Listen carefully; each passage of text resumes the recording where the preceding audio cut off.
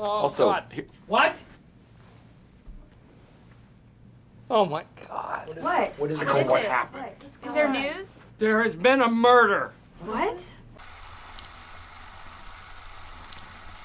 Welcome back to the channel, guys. Today our movie in the middle is Death on the Nile.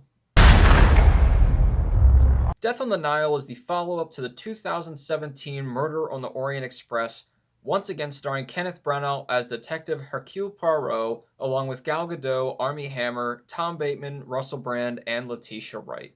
I've never gotten to talk about the Murder on the Orient Express except for, I think, in the video where I had some suggestions on movies to watch when it's snowing, which, incidentally enough, it just snowed, so it's really cool to talk about this. But I actually really love both Murder on the Orient Expresses. But the first one I would say is a little bit more cinematic, I guess, just because it is older, it has that more filmy look to it. The newer one that Kenneth Branagh did, I think, was also really fun. He gave it a more action sort of feel to it, and I love the Poirot that he portrays, which I'll get to in a second. Murder on the Orient Express 2017, I think, was really a great adaptation for a modern telling of this story, which is a very classic older story. So obviously Death on the Nile is also directed by Kenneth Branagh, as he did Murder on the Orient Express. And I actually took a class in college where I watched a bunch of Shakespeare movies, and Kenneth Branagh has done a ton of them. That was like his big thing, was he directed movies that were based on Shakespeare plays. And so one thing he does really well is visual storytelling, which, seems pretty obvious, but a lot of movies these days are a lot of exposition, or, we already know the characters or something like that. But he's really good at, like, he's almost like, it's like Spielberg. Like, he can tell you something that's going on with a single shot, and you're not exactly sure maybe what to pull from it just yet, especially considering it's a mystery, but you're like, okay, you're trying to tell me maybe this character might be a suspect. I think he does that really well, because with Shakespeare, you kind of have to with modern day audiences, because we don't understand what the hell anybody's saying in most of those plays. You have to really give us something to focus on and clue us in on maybe what they're saying with the visuals and how you frame people and portray different characters and events. So I think he does a really good job at that, again, in this one. Because not only are there some really beautiful shots, especially of the Nile and of the ship and the ship on the Nile at nighttime. There was one shot that I think is probably one of my favorite shots already of the year. But framing characters in different ways that you're like, okay, I think maybe he's trying to tell me something about this one, or, this guy is behind bars, so maybe it's like he's a criminal, whatever it might be. He did a really good job, I think, of framing them, which is especially hard with a cast of this size. And as I mentioned before, I also love Kenneth Branagh's portrayal of Poirot, because I think it does something a little different. He's kind of one of those characters that, like the Joker, you can kind of do it over and over and over again with different angles to him. And while all the others have had conflict, this one, I think, really shows his internal struggle with himself in terms of these different cases and mysteries he has to solve, and what that means for him as he's solving them in his own life. In the first one, we saw that he had this really big trouble with coming to terms with the fact that there is not always black and white in crime. There's like a little gray area sometimes, because the first one especially is about revenge, and a lot of these people were grieving, and he had to kind of accept that, maybe they could go free. And in this one, the crime is more of like a crime of passion, it's about love. And so they had a really cool counterpart with his character talking about his backstory and his old love, Katrina, and just all of the stuff involved with that and how he lost her and what that meant for him. It was, I think, a really genius way to go with the character. But I overall just love this character so much because he's badass.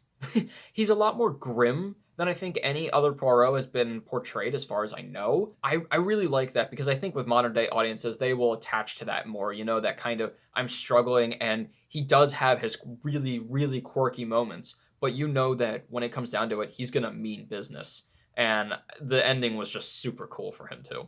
And I think this might be the thing that I liked most about the movie, is that he has a bigger arc this time, not just internally with his detective self, but with his social person self, because by the end, I think he becomes a little bit looser, just a little bit. There's kind of a symbolic thing that he does that shows that, and I think it was a really great moment. It really shows that he's not only become better as a detective, but as a person, as a human being who interacts with other people, which is something he's always had a struggle with. And I think that was definitely my favorite part of the movie. Lastly, just in terms of the story, I like that they had more of a continuation of this first one into Death on the Nile. It didn't feel like it was just like two separate mysteries connected by a loose thread of Hercule Poirot. I liked that they kind of brought more characters back. They kind of went back to the first one in terms of flashbacks and things that Poirot's done in his past. I liked that a lot because it made it feel less like, okay, this is just an anthology of Poirot doing some more mysteries. It is a continuation in this series that, maybe we'll turn into a trilogy. I don't know. I think that would be kind of cool. So they were able to have that kind of continuation, especially with the character of Book, which is Poirot's best friend, seemingly, because he doesn't really have a whole lot of friends because of how he is.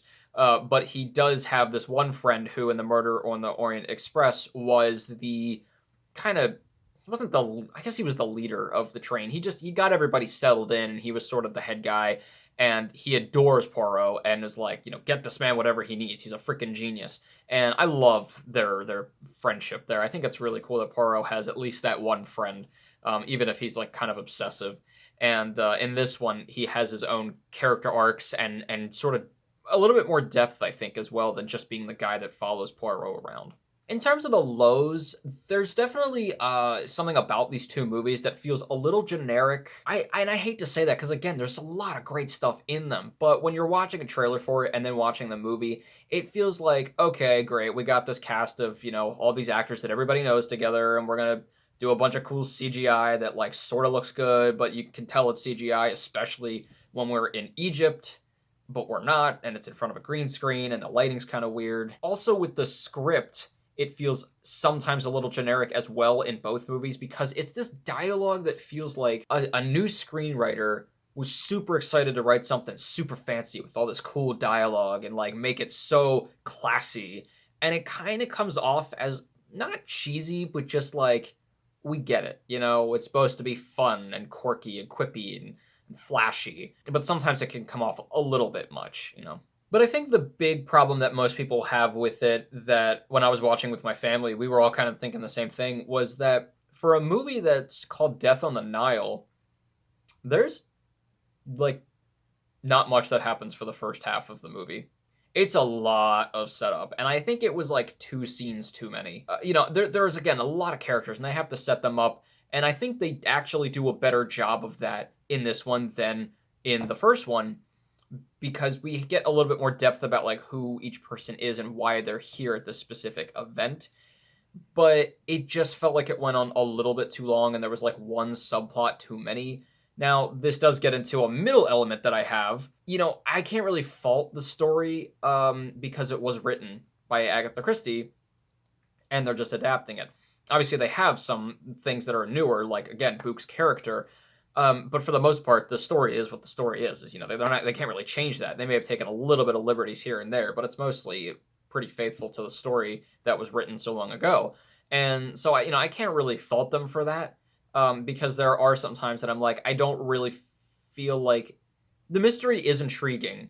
Obviously, I mean that's the whole point of why we're going to see this. But sometimes it felt like, even for Poirot, and I feel this in both movies, I just sometimes when it gets to the end, I'm like, I have no idea how you put all of that together. We did not get, I think, as many clues as Poirot leads on to have, gotten himself. So sometimes the endings can feel a little bit fabricated, like, okay, well, it's time for the movie to end, so I guess we'll just reveal who it is, and here's all the clues, But it doesn't feel like it almost logically got there or smoothly got there. I'm like, okay, maybe it's just me being stupid, but I'm not really sure how you got every single one of those details. But again, that's a middle element. It can't really affect the movie because that's what they had. But for the lows, I think they could have taken out 1 or 2 scenes earlier on that they had that they either could have shortened them or just taken them out completely, and it really wouldn't have made that much of a difference. It's just halfway through, my family, we turned to each other, we were like, there is a murder in this movie, right? But I will say, once you get to that halfway point, it more than makes up for it. That's all I'll say. So I definitely think that Murder on the Orient Express and now Death on the Nile both get a little bit too much hate. Not necessarily that people like diehard hate them, but they're not really talked about a whole lot, and people are like, whatever. But I think that they're pretty good. I really love them. I can see where people are like, it's just another generic movie. You know, it's got CGI, this, that, and the other thing. Yeah, they're not the best movies ever or anything, but I love Kenneth Branagh, and I think he does a really good job of portraying Poirot. And directing all of these people with all these shots and the mystery and everything. I think even though they are more of like the simpler mysteries, you know, written very, very early on, they do have a lot of really creative turns to them. And I think that Kenneth Branagh takes that fun spirit that comes with these mysteries and really plays with that, but also gives it a little bit more gravity at the same time. He does a really good job of balancing those tones. So I do think that Death on the Nile, while it could have been a little bit shorter just by a hair and the pacing seems a little bit off, I think that it was honestly really good. I pretty much enjoyed it. I didn't have a whole lot of like problems with it except for that one. And I think everybody, for the most part, all the actors did actually a really good job. It's fun. Just don't take it so seriously. You know, just have fun with it. It's a mystery. It's fun, and it was also really well shot. If you want a serious Kenneth Branagh movie, go watch Rabbit Proof Fence or Belfast. I'm gonna give Death on the Nile a 3 out of 4. Guys, let me know what you thought of Death on the Nile in the comments below. I rarely ever say this, but make sure to like and subscribe and all that fun stuff. Like, it really, really helps me to like know where everybody is at and what you guys want me to be putting out more of. Let me know in the comments below what you want me to keep working on, because we have a lot of stuff coming up this year, as I'm always mentioning. But let me know what you guys love about this one in particular. And as always, keep your hopes high, your stress low, and movies right in the middle. I'll see you guys later.